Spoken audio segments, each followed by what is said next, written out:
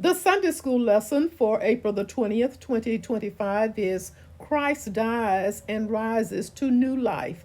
Matthew chapter 27, verses 39 through 40, verses 45 through 54, and chapter 28, verses 1 through 10. Welcome, viewers and subscribers, to my channel, The Backstory and More. If you are new here and you are interested in knowing what happens before each Sunday school lesson, you are at the right place. I am Audrey, and I will share with you the backstory, the lesson text, and a brief lesson summary. The backstory. Following Peter's confession of Jesus as the Christ, the Messiah, Jesus began to warn his disciples of his coming death and resurrection. His disciples, however, failed to comprehend John chapter 20, verse 9. In a series of trials featuring biased testimonies, Jesus was sentenced to death by crucifixion. Crucifixion was a brutal form of execution. Roman authorities reserved it to make an example of the most notorious criminals, striking fear in the population. Those condemned to it were tied or nailed to a wood frame in a prominent public place.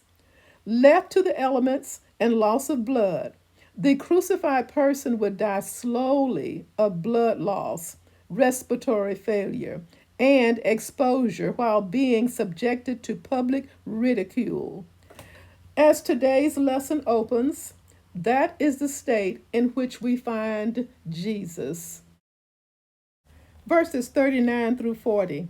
Those who passed by hurled insults at him, shaking their heads and saying, "You who are going to destroy the temple and build it in 3 days, save yourself.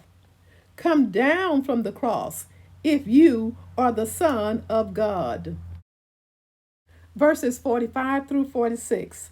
From noon until 3 in the afternoon, darkness came over all the land.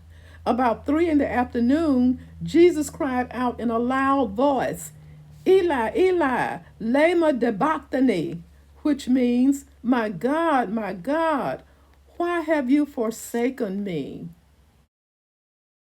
Verses 47 through 49. When some of those standing there heard this, they said, "He's calling Elijah." Immediately, one of them ran and got a sponge. He filled it with wine vinegar, putting it on a staff, and offered it to Jesus to drink. The rest said, "Now leave him alone.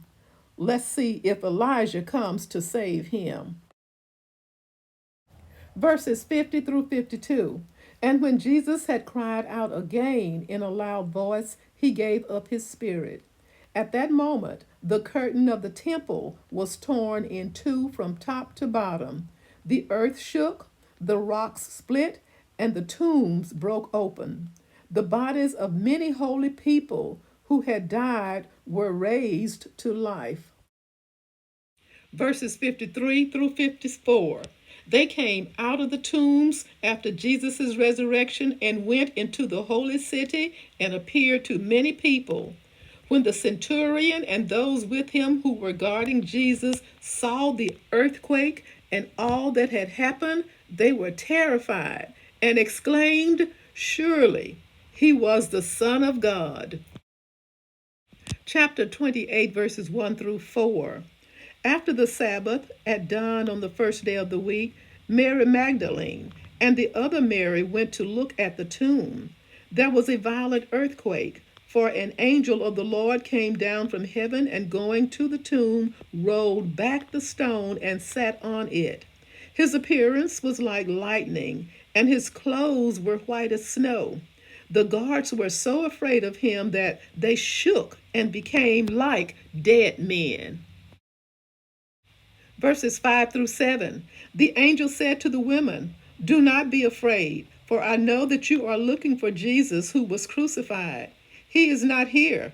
He has risen, just as he said. Come and see the place where he lay. Then go quickly and tell his disciples, he has risen from the dead and is going ahead of you into Galilee. There you will see him. Now I have told you." Verses 8 through 10. So the women hurried away from the tomb, afraid yet filled with joy, and ran to tell his disciples. Suddenly Jesus met them. Greetings, he said. They came to him, clasped his feet, and worshiped him. Then Jesus said to them, Do not be afraid. Go and tell my brothers to go to Galilee. There they will see me. A very brief summary. Matthew named two of the women who went to the tomb of Jesus on the first day of the week. They are the same women he called earlier as having accompanied Jesus from Galilee to care for his needs and as having witnessed the burial of Jesus. The angel's appearance confirmed his identity as coming from the presence of God. Luke's account records the presence of two men in clothes that gleamed like lightning. Luke chapter 24, verse 4. Apparently, Matthew and Mark mention only the angel who spoke. The radiant glory displayed at the tomb was intended to declare, along with the violent earthquake, that God's power had raised Jesus to life. He whose appearance had terrified the Roman guards spoke comfort to the women when they arrived.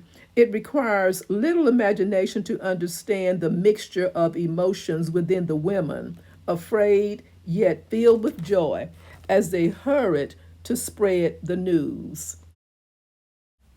Thank you so very much for listening. Join me soon for the next backstory and more. And remember, every Sunday at 1 o'clock, I release a new video for the upcoming Sunday school lesson. Stay safe and may God bless.